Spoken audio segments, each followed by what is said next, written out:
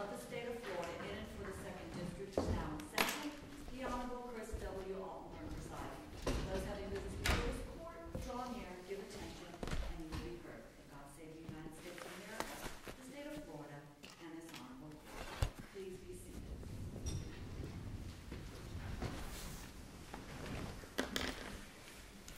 Good morning and welcome to this session of the Second District Court of Appeal. We had scheduled in order to show cause why Attorney Kelly McCabe should not be sanctioned. I don't believe she's in attendance today. I think she filed some emergency motion at the very end. Is anyone here on her behalf? If not, then we'll proceed with the cases that are on our docket. We will take them in the order that they appear. And if you're the appellant, I will assume you want to save about 5 minutes for rebuttal unless you tell me something to the contrary. That would be fantastic. All right. Good morning. I'm Judge Holmberg. It's too nice of a day to be here in court this morning. But I'm Jeff Appel. I represent Miss Sora. And she was injured in an accident that occurred on a day almost 4 years ago at Sun and Fun, and most people know what Sun and Fun is around Polk County.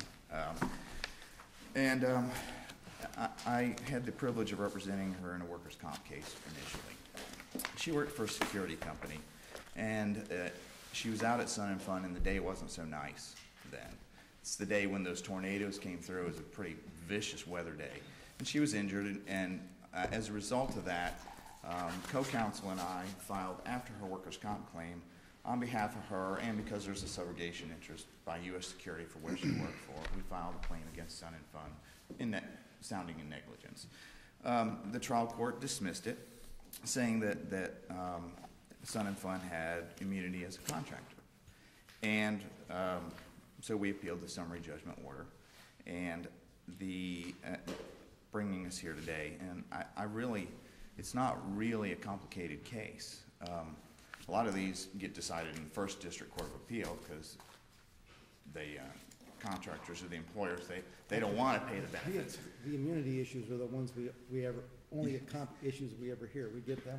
Right. You're like, well, this is comp. Why isn't this in the First DCA? And let me ask you this because it's going to trouble me till I ask the question. Sure. On this, the whole debate between the two of you seems to be on whether there is a contract and a contractor, but immunity applies to a statutory employer, and I'm not quite sure why the argument isn't whether or not Sun and Fun is a statutory employer of the Guard. Well, it's intertwined. You know, immunity. Right. We talk about. The part is sort of a subset of statutory employee. Right. We talk about in workers' comp. We talk about immunity, but it's really exclusive remedy. Ms. Slora's exclusive remedy against U.S. security is workers' comp, and if Sun and Fun was a statutory employer, then they would benefit from that exclusive remedy, and that's what we call under 440-10-1B immunity.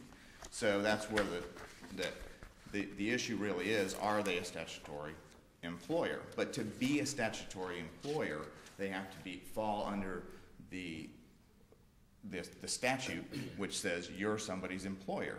And in order to become somebody's employer, one way of doing that is because you're doing contract work. Now, we've focused a lot of the discussion. But on this particular site, for, if I'm going to run a rock festival on somebody's farm and I decide that I need security, and maybe in New York, security guards, right? I'm going to need to provide them with workers' comp, and if I don't, I'm still going to be their statutory employer without regard to whether I have a contract with a farmer whose land I'm using. You're going to be their statutory and so, employer. What I guess what's confusing me is they may have tried to set this up as an independent contractor status, but is the security guard a statutory employee of Sun and Fun without regard to whether Sun and Fun has a contract with FAA or anybody? No. The security guard is an employee. This isn't a situation where there's a borrowed servant. They're not. The employee is not serving two masters here. The employee was serving strictly U.S. security, who then was contracted. They are a true independent contractor. True independent contractor to Sun and Fun. Okay. But where the contract that we're missing in this case comes, or where it doesn't come from, is the fact that Sun and Fun, they're saying Sun and Fun had a contract with the FAA to do security because they needed to have security in order to put on an air show, right? So you could say, okay, there's an agreement there. Whether that's a contract or not has been debated, but I'm here to focus the oral argument on the fact that that doesn't really matter because Sun and Fun was not doing contract work. There's two cases that I think are the most important, and the first is the Ravon versus the Lake City Inn case, the Ravon case. And then there's a new case that came out, the Mitchell case, that involved the veterinary school and the borrowing of the students. Each of those cases, though, illustrate how there was first contract work. In other words, in Ravon, there was a statutory duty between the innkeeper and the patrons. There was a contract, and part of that work was providing security. That was the contract work, doing the security, which was then passed down to a subcontractor, so you get the chain of immunity. In this new case that the appellees submitted as supplemental authority, Mitchell, it talks about it was a veterinary clinic who then brought in students from, I think, Hillsborough, one of the Hillsborough County schools, or maybe the community college there, and the veterinary students came over and did work at the clinic, but there was a contract between the clinic and the patrons because they had advertised. So there wasn't a written contract, but there was this implied contract or a contract that could be inferred. Well, there does appear to be certain obligations by virtue of this permit or waiver. There's certain obligations on Sun and Fun. Right. Now, you may have a question of fact as to whether that is a contract, but getting back to what Judge Altenburn said was, how is she not a borrowed servant? Because, I mean, there's a presumption against borrowed servant, but that can be overcome if there's a contract for hire, which right. there is between Fun and Sun and U.S. Security. Correct. Establish that. The work being done at the time of the injury was essentially that of the special employer. Now, the permit delegates the sole responsibility for security to Sun and Fun. You're so right. they appear to be solely responsible for security. The affidavit says that U.S. Security was doing some of the security. That's true. So it doesn't appear they were doing all of it. And the power to control the details of the work resides with the special employer, and I guess in this case, Sun and Fun. Yes. I don't know how much supervisory authority they had over your client. And I would agree with that, but we still don't even come into that analysis because there's still no prime contract. In other words, Well, but does there have to be a contract between Sun and Fun and a third party for the borrowed servant to apply? It doesn't appear to be. Well, you have to because the contract, the operative contract is a contract between Sun and Fun and U.S. Security. that's not the operative contract. Well, that's There's a contract, there is a contract between them, but to become a contractor, to fall under 440.10.1b, you have to be a contractor. Well, I guess what I'm saying is borrowed servant doesn't require a second contract. Borrowed servant focuses on the contract between Sun and Fun and U.S. Security. Borrowed servant would be, if they were doing the work of Sun and Fun, correct, there would be borrowed servant. But in this case, there's a separate contract. They are not. I don't think that's in the record, is it? That there's a contract between U.S. Security and... No, I don't think the contract itself is. No, you're right. It's okay, not. because there's reference to it in the affidavit. Yeah, you're right. It's okay. not in the record. And the focus of our arguments has been whether they fall, whether Sun and Fun, who has argued to the trial court, we're a contractor. We get immunity under 440.1b, 440.10.1b. Let me throw you a softball. Was the motion for summary judgment based on borrowed servant or based on subcontractor? Based on the contract, based on those FAA security, Okay. FAA certificates, I So think the they're trial called. court itself was not called upon to decide whether there was a borrowed servant situation. That's absolutely right. Okay. And what, and really where I'm trying to take the focus of my argument is that in order to be a contractor, you have to be doing contract work. And you brought up the Woodstock analogy. If you're having a concert out in the woods and you hire security, then you're putting on a concert. You hire security. Let's say security hires other security. Well, you're contracting out part of your work. So you're contracting out contract work. It's one thing to have a contract, but it's another thing to be doing the contract work. So in order to become a contractor or in the line or the chain of immunity, you have to be participating in that contract work. And the distinction. Southern Fund doing work for FAA under that contract? That's exactly the distinction I was about to make, is that FAA wasn't putting on an air show. They're not saying Sun and Fund, can you put on an air show for us? And then as part of that air show, Sun and Fund says, well, I have to go get security, or we have to go get security.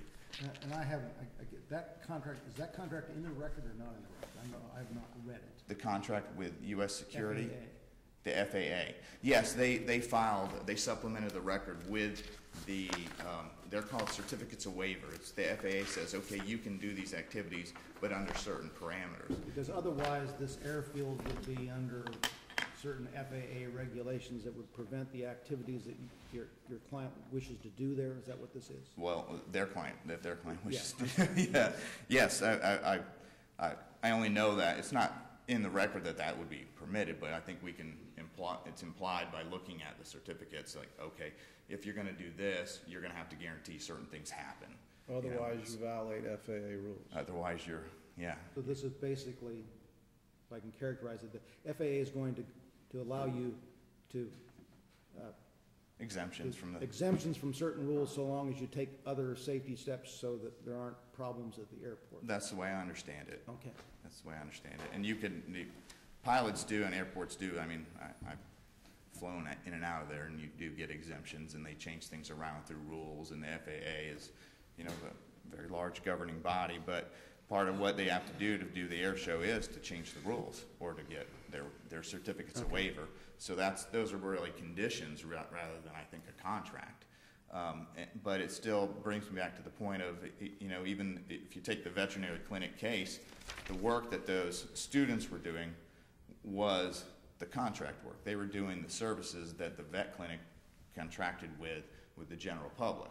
So there was contract work. There was someone brought in to do the contract work. The chain of immunity gets built. The FAA is not putting on an air show. Sun and Fun is the top of the chain there. They just asked the FAA, can we have permission to do this? And the FAA said, yeah, under certain conditions, you can do this. So Sun and Fun is responsible, and this just isn't a responsibility that goes, to an individual person, or we're not just deciding whether one individual person has a right to sue someone higher up in the chain or actually at the top of the chain of the contract ladder. A workers' comp company has a lien here too. They also paid benefits. So if somebody or if some entity is responsible, then it's a business-to-business responsibility too, not just an individual. I know a lot of folks tend to think, it's a personal injury lawsuit, but I wouldn't want the court to get the impression that this is just about one person suing another person. This is about a lower entity or the company's right to reclaim money from someone that might be responsible for injuring one of their employees. Whether or not we get through all those other hurdles is another question, because it was an unusual situation. I'm not sure where I am on my time. You're about 13 minutes in. Okay. Well, then I'll reserve the rest of my time. Okay.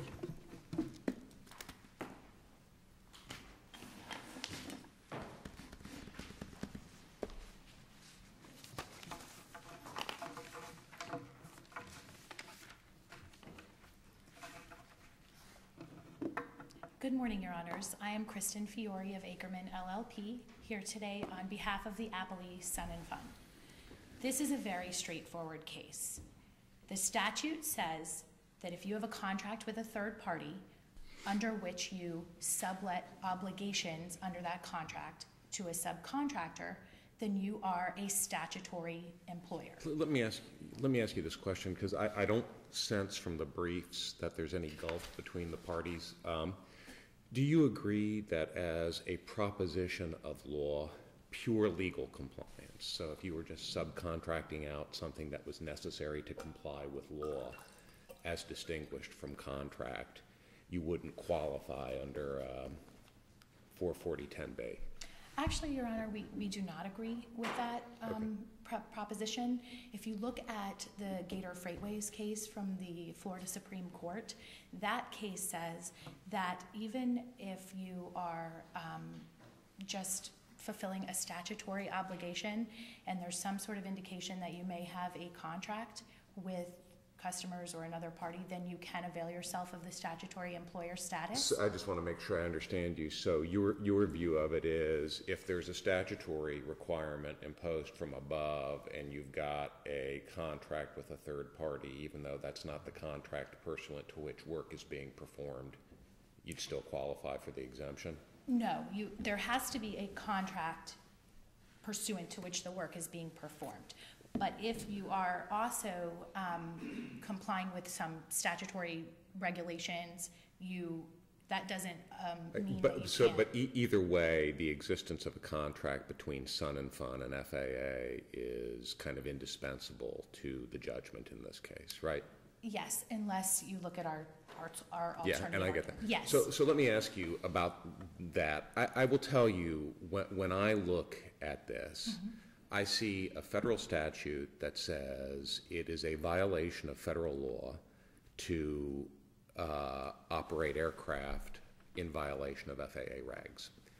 And I see a federal statute that says the FAA has authority to issue certificates. And I see a regulatory scheme that grants the administrator of the FAA discretion when he determines that something can be done safely to operate out of accordance with regulatory requirements, right? Yes. So when I look at these certificates of waiver, I see a matter of administrative grace, a regulator saying, you may do this. I do not see a matter of bargain for exchange. And when I look at it that way, I see pure legal compliance. I don't see a contract. And I guess what I'm asking for is you to tell me where I'm wrong about that. I kind of feel like the trial judge just assumed it was a contract, at least as far as the written order is concerned.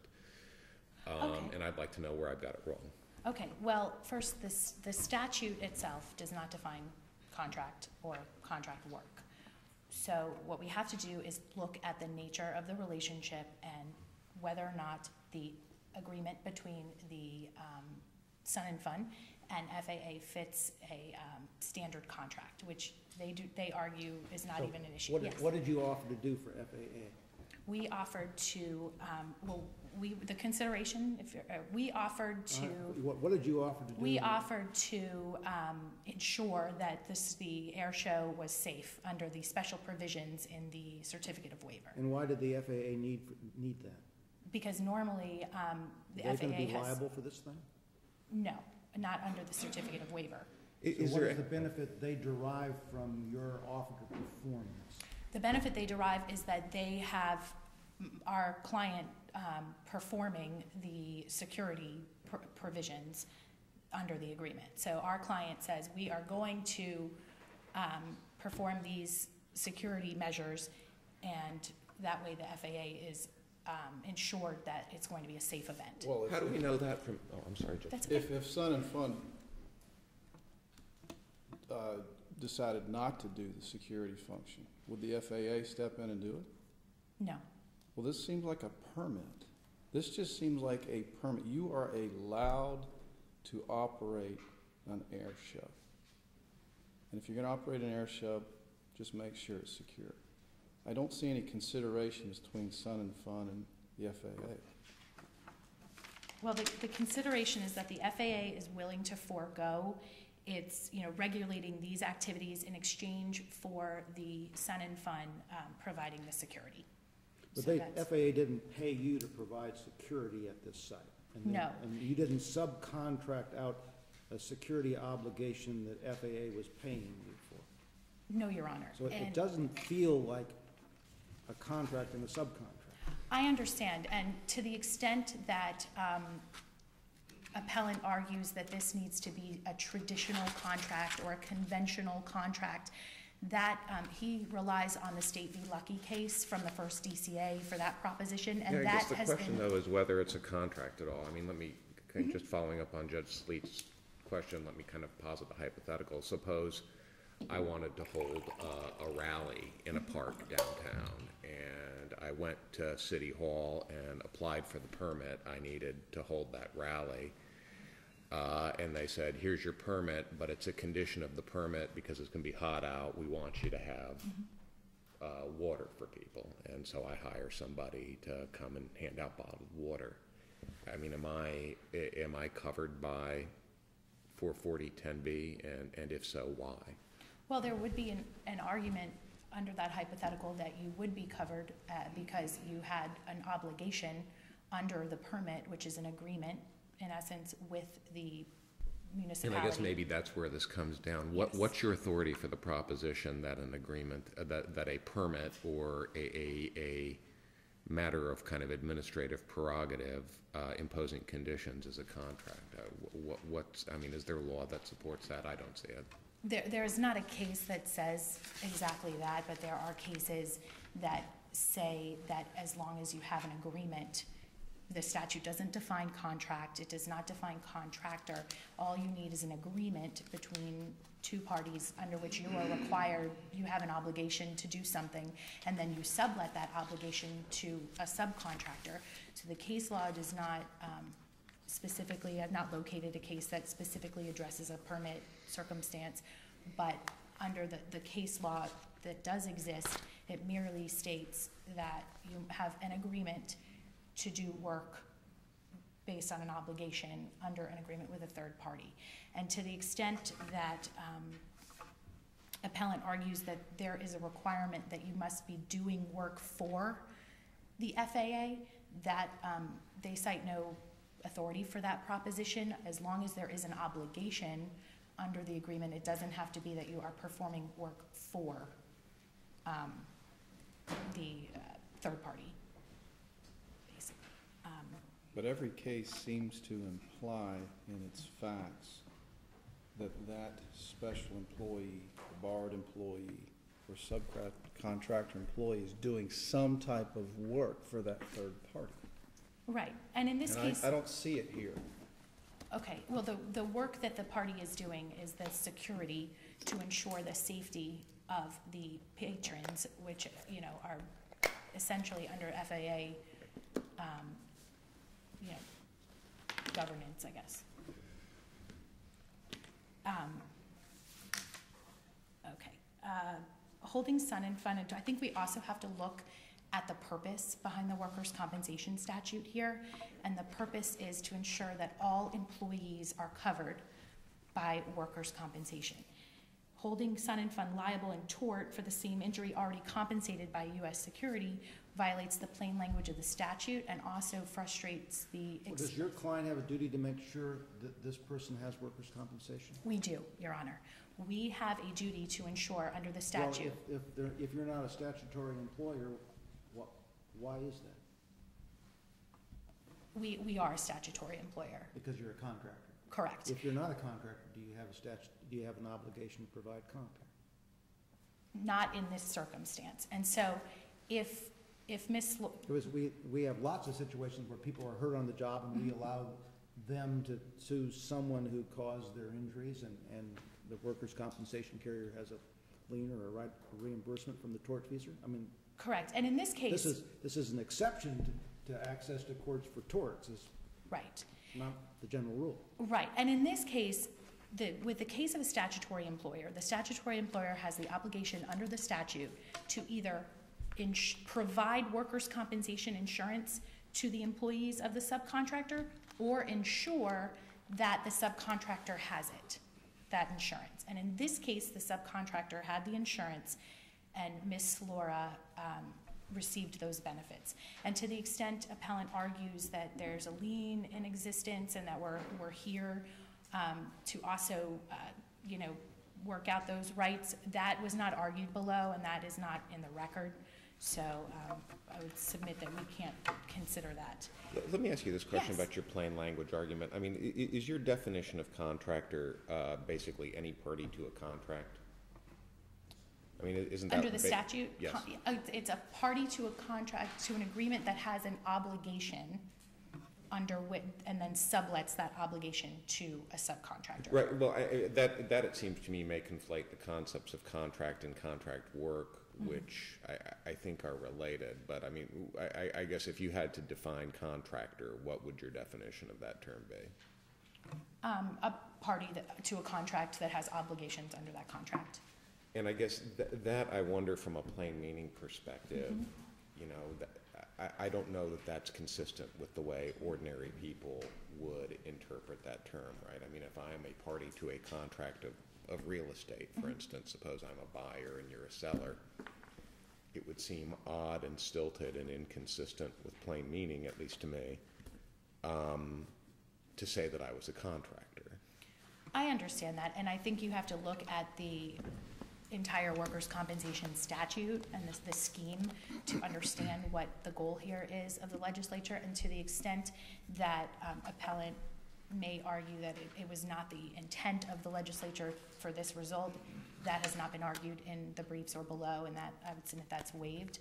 But you have to look at all the provisions of the statute here, and then if you look at the case law, it just says a contractor is someone who's a party to a contract under which obligations must be fulfilled.